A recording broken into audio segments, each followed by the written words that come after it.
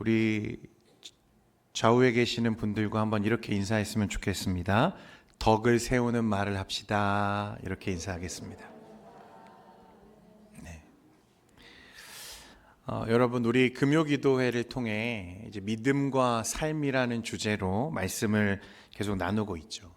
믿음은 고백으로 끝나지 않고 삶으로 번역되어야 한다는 것을 우리가 계속 붙들고 이야기를 나누는 중에 있습니다. 오늘은 그 믿음의 삶 가운데에서도 가장 현실적이고 가장 어쩌면 민감하고 동시에 가장 어려운 영역이라고 우리가 생각하고 있는 입술과 우리의 말의 문제를 좀 한번 생각해 보려고 합니다. 우리는 흔히 믿음을 우리 마음의 문제라고 자주 생각하는 것 같아요. 믿음은 생각 속에 있고, 믿음은 고백 속에 있고, 믿음은 결단 속에 있다. 이렇게 많이들 생각합니다. 그런데 성경은 의외로 그렇게 말하지 않습니다. 믿음은 늘 마음에만 머물러 있지 않고 우리의 믿음은 곧 우리의 입술을 통해서 증거되고 증명된다고 성경은 자주 우리에게 말씀합니다. 마태복음 12장 34절에도 보면 우리 주님이 말씀하시기를 독사의 자식들아 너희는 악하니 어떻게 선한 말을 할 수 있느냐 이는 마음에 가득한 것을 입으로 말함이라 라고 말씀하십니다. 그러니까 말은 단순한 성격의 문제나 표현의 방식의 문제가 아니라 그런 차이가 아니라 지금 내 안을 지배하고 있는 영적 상태의 결과물이라고 성경은 말하고 있는 거죠. 그래서 말은요, 여러분 언제나 중립적이지 않습니다. 말은 늘 방향을 가지고 있고 또 또렷한 목적과 방향이 있는 거죠. 그래서 우리의 말은 때로 누군가를 살리는 말이 되기도 하고 반대로 조용히 그러나 깊게 그 사람을 무너뜨리는 말이 되기도 합니다. 오늘 우리가 함께 읽은 에베소서 4장은요. 사도 바울이 새롭게 변화되어진 사람의 모습, 믿음의 삶, 그것이 무엇인지를 아주 실제적으로 풀어내고 있는 말씀이거든요. 그런데 놀랍게도 바울은 그 신앙의 고백이나 신학적 개념을 우리에게 지금 설명하고 있지 않고 옛 사람을 벗고 새 사람을 입은 그 변화되어진 삶, 그 일상이 어떻게 드러나는지를 우리에게 말하죠. 그런데 흥미로운 것은 그 새 사람의 증거, 그가 변화된 사람이다, 믿음의 사람이다 라고 하는 것에 가장 앞장서는, 가장 우선된 변화의 증거가 무엇이냐라고 했을 때 이 말의 문제를 다루고 있다는 것입니다. 여러분, 이건 정말 중요한 통찰을 저와 여러분에게 바울이 주고 있는 거예요. 기도보다 말이, 우리가 생각하기로는 헌신이나 봉사나 섬김이 신앙에서 더 중요할 것 같은데 실제로 바울이 우리에게 말하기를 그런 것보다 더 중요한 영역이 무엇이냐면 변화된 자들의 이 언어 생활, 말과 관련되어져 있다고 우리에게 말하고 있는 것입니다. 여러분, 말은 우리가 가장 자주 사용하고 또 동시에 가장 쉽게 죄가 될 수 있는 영역이 이 말입니다.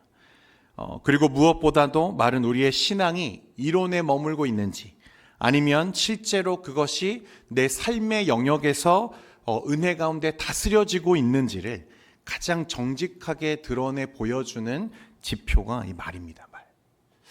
사실 우리는 그런 생각들을 자주 하죠.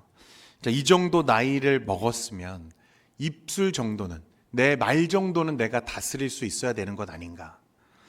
이 정도 신앙생활을 오래 했으면 적어도 말로 실수하는 일들은 좀 없어야 되는 것 아닌가. 그래서 이 입술을 내가 컨트롤할 수 있어야 되지 않을까, 그런 생각들을 많이 합니다. 그런데 여러분, 그런 생각은 어디서 비롯되는 거냐면 이 말을 성숙의 문제 그리고 훈련의 문제 정도로 지금 여기고 있는 경향이 드러나는 거예요. 여러분, 야고보 사도가 말씀에 뭐라고 말하냐면 혀는 능히 길들일 사람이 없다고 했습니다. 그 말은 우리의 노력이 소용이 없다, 훈련이 필요 없다, 그런 뜻은 아닙니다. 그런데 혀의 문제는 의지나 저와 여러분이 가진 의지나 성숙의 문제로 치부할 수 있는, 그렇게 넘어서는 영역이 아니라 곧 통치의 문제와 연결되어져 있다는 것을 말하는 것입니다.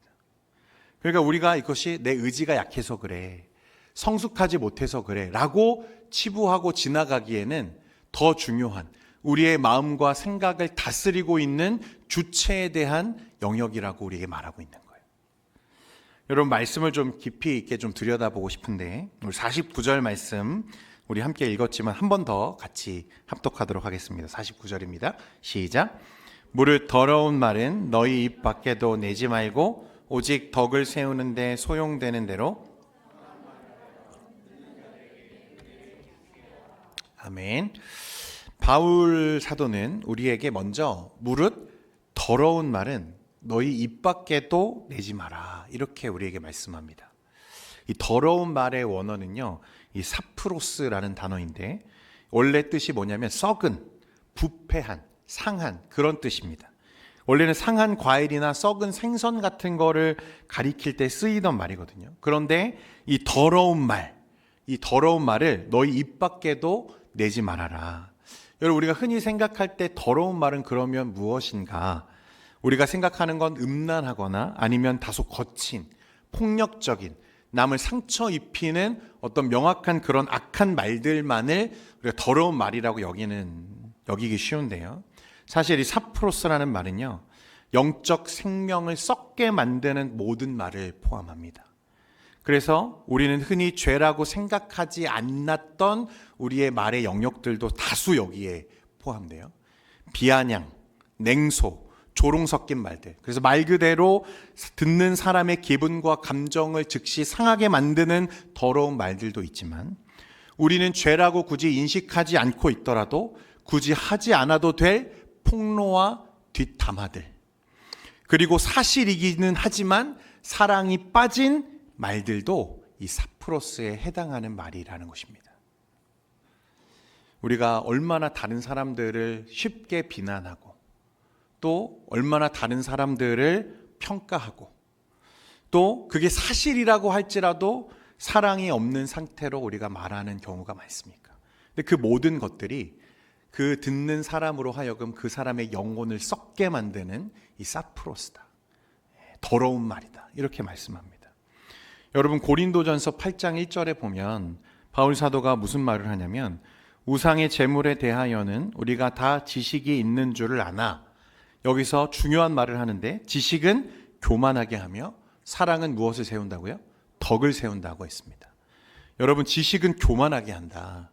지식이 나쁜 것입니까? 여기서 말하는 지식은 결코 나쁜 게 아닙니다. 틀리지 않아요. 오히려 진실에 가까운 사실이죠. 팩트예요. 그런데 바울은 여기서 그 지식이 틀렸다고 말하는 게 아니라 사랑 없이 사용되어진 진실이 도리어 공동체와 내 지체의 영혼을 무너뜨리는 공격이 될 수 있다고 우리에게 말하는 것입니다. 지식이 나를 교만하게 만든다는 거예요.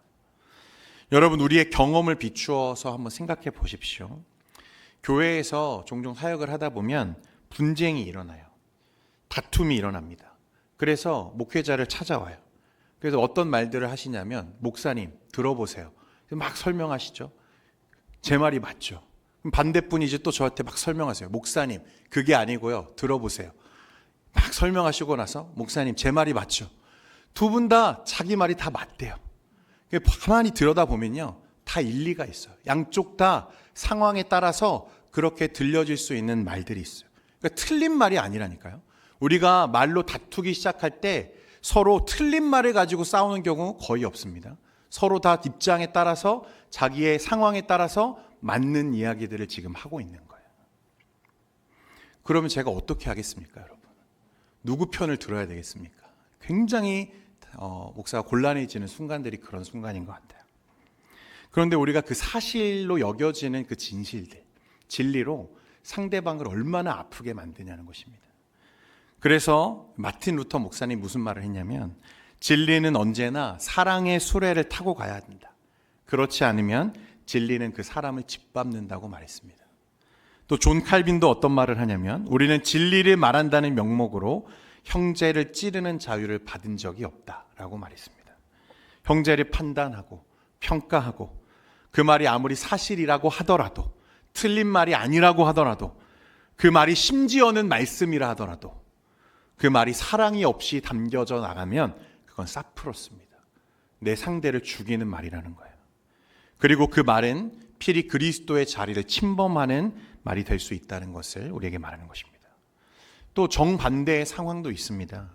명백히 지체가 잘못된 길을 가고 있어요. 그런데 무작정 좋은 말, 듣기 좋은 말, 착한 말, 그런 말만 해주는 것도 여러분 결코 좋은 말이 아니죠. 그것도 더러운 말의 하나입니다. 오히려 지체를 더 어렵게 만들고 지체를 진리와 멀어지게 만드는 그런 결과로 이끌어갈 수 있다는 것입니다. 그래서 제가 담임 목사로서 어떤 말을 어떻게 해야 되는가, 여러분 이것에 대해서 굉장히 깊이 고민하게 되는 경우가 종종 있습니다. 혹 비난을 받더라도, 내가 오해를 받더라도, 심지어 그런 상황 속에서 오해를 받고 비난을 당하더라도 그것을 감수하며 말을 삼켜야 하는 순간들이 있다는 것을 최근 들어서 많이 생각하게 되고 깨닫게 되는 것 같아요. 사랑하는 성도 여러분, 더러운 말, 사프로스, 하나님이 기뻐하지 않으시는 그런 말들로 내 가족과 지체들, 교회와 공동체를 상처 입히는 그런 일들이 없어야 하겠습니다. 그러므로 성경이 말하는 이 사프로스란 거짓말만 말하는 게 아니라 진실이지만 은혜를 잃어버린 모든 말을 포함하는 것입니다. 두 번째로 바울은 우리에게 무슨 말을 하냐면, 오직 덕을 세우는데 소용되는 대로 무슨 말을 하라? 선한 말을 하라, 이렇게 말씀합니다. 더러운 말은 입 밖에도 꺼내지 말고 무슨 말을 하라고요? 선한 말을 해라. 여기서 사용되어진 덕을 세우는 말, 이 선한 말, 여러분 우리가 앞에서 다른 설교들 통해서 굉장히 자주 들었던 얘기죠. 덕을 세운다. 오이코도메라는 단어인데, 이 단어는 집을 짓다라는 이 건축 용어예요. 오이코도메, 오이코스. 바울은 말의 기능을 설명하면서 도덕이나 예절의 언어를 사용하지 않고 건축의 언어, 의미를 사용합니다. 왜 그러냐면 이게 굉장히 중요한 포인트예요. 바울은 우리의 말이 항상 무언가를 짓고 있거나 무너뜨리고 있다고 지금 말하는 거예요. 다시요. 여러분, 저와 여러분의 말이 무언가를 짓고 있거나 무언가를 무너뜨리는 데 계속 사용되고 있다고 말하는 것입니다. 우리는 말은 그냥 지나가는 거라고 생각하기 쉽잖아요. 여러분, 그런데 말은 흩어지지 않습니다. 말은 생각보다 깊이 박혀요. 그리고 오래 남습니다. 말은 사람의 마음 위에 벽돌처럼 쌓이기도 하고 망치처럼 내려치기도 하죠. 그래서 발 없는 말이 천리간다. 말 한마디로 청량빛을 갚기도 하고 또 만들기도 한다는 것이 여러분 그냥 나온 말이 아니라는 것입니다. 그래서 우리가 말을 할 때 무엇을 꼭 돌아볼 수 있어야 되냐면, 그 말이 지나간 자리에 무엇이 남는가, 무엇이 남겨져 있는가를 여러분 꼭 살펴볼 수 있어야 됩니다. 위로가 남았는가, 아니면 상처가 남았는가, 소망이 남아있는가, 아니면 체념이 남아있는가, 다시 일어설 힘을 주었는가, 아니면 더 깊은 고민과 갈등으로 남아져 있는가. 그리고 바울은 이 말의 최종적인 목적을 우리에게 말하죠. 무엇이냐면 듣는 자들에게 은혜를 끼치게 하라. 은혜를 끼치게 하라. 사랑하는 성도 여러분, 여러분들의 말이 은혜를 남기는 말 되기를 축원드립니다. 여러분 2026년에는 여러분 이 부분을 꼭 한번 되짚어 보셨으면 좋겠어요. 은혜를 끼치는 말들. 오늘 이 본문 외에도요, 말에 대한 성경의 진술이 참 많습니다. 잠언 18장 21절에 보면 죽고 사는 것이 혀의 힘에 달렸나니 혀를 쓰기 좋아하는 자는 혀의 열매를 먹으리라. 말은 감정을 표현하는 수단을 넘어서 사람을 살리기도 하고 죽이기도 하는 실제적인 힘을 가지고 있는 실체라고 말씀합니다. 또 잠언 12장 18절에 보면 칼로 찌름같이 함부로 말하는 자가 있거니와 지혜로운 자의 혀는 양약과 같으니라. 칼은 의도가 없어도 사람을 베는 날카로운 무기가 되죠. 마찬가지로 말도 그런 생각은 아니었는데 라는 병명과 상관없이 사람의 마음을 깊이 찌를 수 있다고 우리에게 말씀합니다. 또 야고보서 3장 5절과 6절에도 보면 혀를 작은 지체라고 부르면서도 그 힘이 절대로 작지 않다고 우리에게 말하죠. 우리 5절과 6절 말씀 스크린 보시고 같이 한번 읽겠습니다. 시작. 이와 같이 혀도 작은 지체로 돼 큰 것을 자랑하도다. 보라, 얼마나 작은 불이 얼마나 많은 나무를 태우는가. 혀는 곧 불이요 불의의 세계라. 혀는 우리 지체 중에서 온몸을 더럽히고 삶의 수레바퀴를 불사르나니 그 사르는 것이 지옥불에서 나느니라. 아멘. 혀는 우리 몸에서 참 작은 지체일 뿐이지만 여러분, 혀가 결코 작다고 말할 수 없는 것은 그 혀 뒤에 있는, 입술 뒤에 있는 마음 때문에 그렇습니다. 예수님은 그래서 마음에 가득한 것을 입으로 말함이라고 우리에게 말씀하시는 거예요. 그러니까 말은 우연히 튀어나오는 게 아닙니다. 순간의 실수가 아니에요. 우리가 성숙하지 못해서 실수로 그런 거라고 치부하기에는 여러분, 우리 안에 쌓여져 있는 것들이 우리 입술을 통해서 흘러나온다고 말씀하는 것입니다. 요한복음 8장에 보면 사람들이 가늠한 여인을 붙잡아서 현장에서 붙잡힌 그 여인을 예수님에게로 끌고 오는 장면이 있죠. 예수님이 어떻게 판단하시는지 사람들이 주님을 시험합니다. 군중들이 예수님께 요구한 것은 무엇입니까? 어떻게 처벌하는 게 옳습니까? 이렇게 물어보죠. 율법에 의하면 지금 그들이 생각하는 대로 이 여인은 어떻게 해야 됩니까? 돌에 맞아 죽어야 됩니다. 그게 사실이고 그게 하나님이 정하신 질서죠. 처벌되어져야 되는 거예요. 그들이 하는 말이 틀리지는 않습니다. 그러나 그 말은 생명을 살리는 말이 아니죠. 그 말은 죄를 고발하고 들추어내기는 하지만 사람을 살리지는 못했습니다. 그런데 예수님은 그 군중에게 먼저 뭐라고 말씀하시냐면 너희 중에 죄 없는 자가 먼저 돌로 치라고 말씀하십니다. 그러자 마음이 찔렸던 사람들이 하나 둘씩 돌을 내려놓고 돌아가기 시작하죠. 그때 예수님이 여인에게 하신 말이 무엇인지 여러분 기억하십니까? 나도 너를 정죄하지 아니하노니 가서 다시는 죄를 범하지 말아라 라고 주님 말씀하셨어요. 예수님의 말은 죄를 가볍게 여겨도 된다, 그런 타협을 얘기하는 게 아닙니다. 그러나 예수님의 말은 분명히 그 사람을 살려내는 말이었다는 거예요. 진리와 은혜가 함께 있는 말이 무엇인지를 우리에게 잘 보여주는 장면이라고 할 수 있습니다. 사랑하는 성도 여러분, 우리가 과연 예수 믿는다고 하는 하나님의 백성이요 주의 제자라고 하는 우리의 삶 속에서 우리의 말과 우리의 언어는 실제로 우리의 관계 속에 어떻게 드러나고 있는지 여러분 점검되어지기를 간절히 원합니다. 여러분, 우리는 주로 저의 입장을 좀 생각해 보면 밖에서 내가 예의를 차려야 되는 관계 속에서는 말을 굉장히 조심하려고 하고 때로는 그 말을 더 아름답게 하려고 굉장히 머리를 많이 쓰는 경우들을 자주 보게 됩니다. 가면을 쓰는 거죠.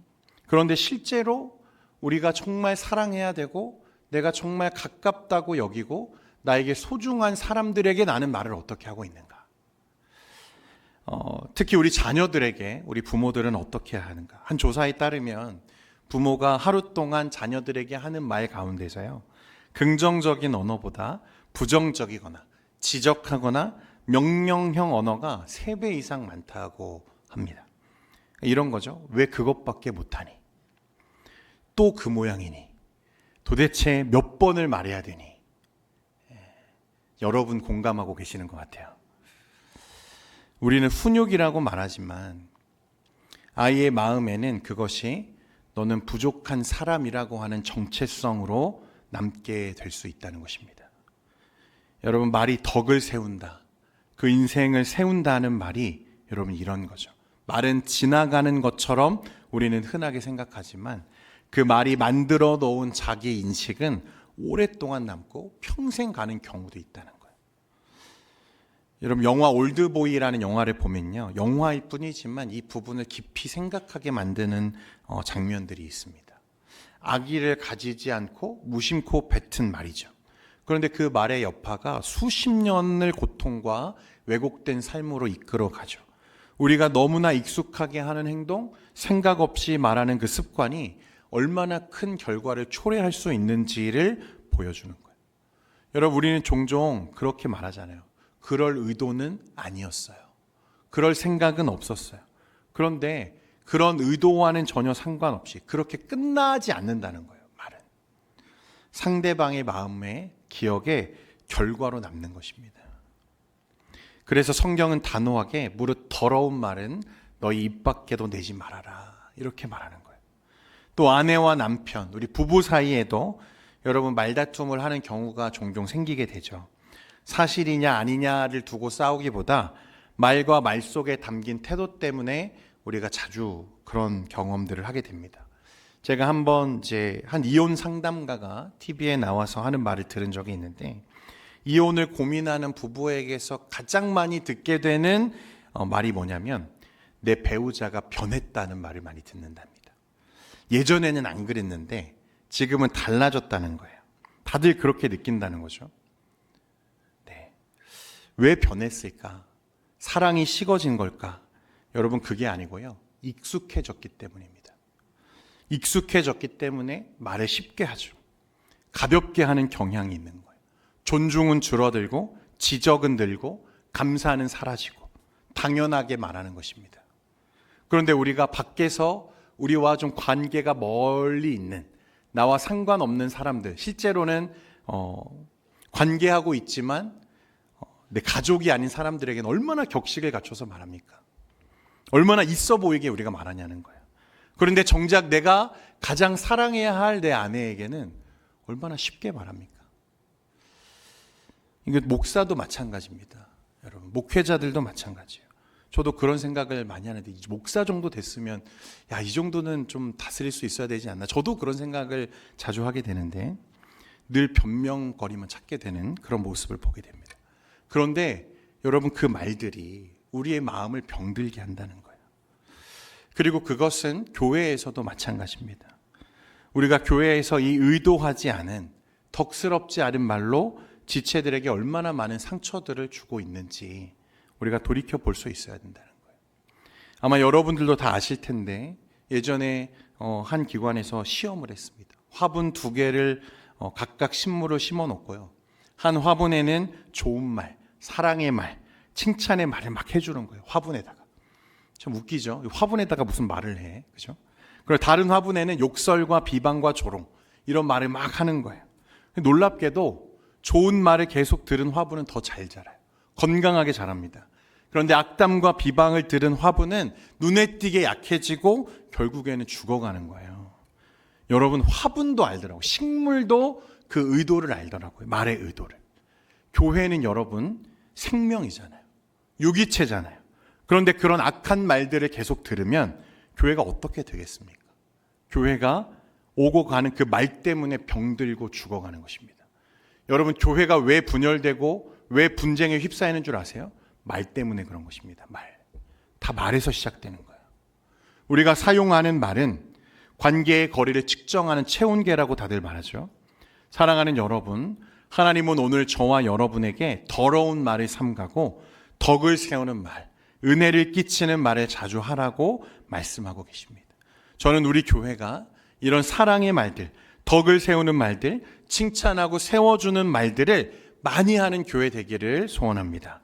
비난하고 트집하고 험담하고 모함하고, 여러분, 그 말이 사실일지언정 그게 교회를 세우지 않는다는 거예요.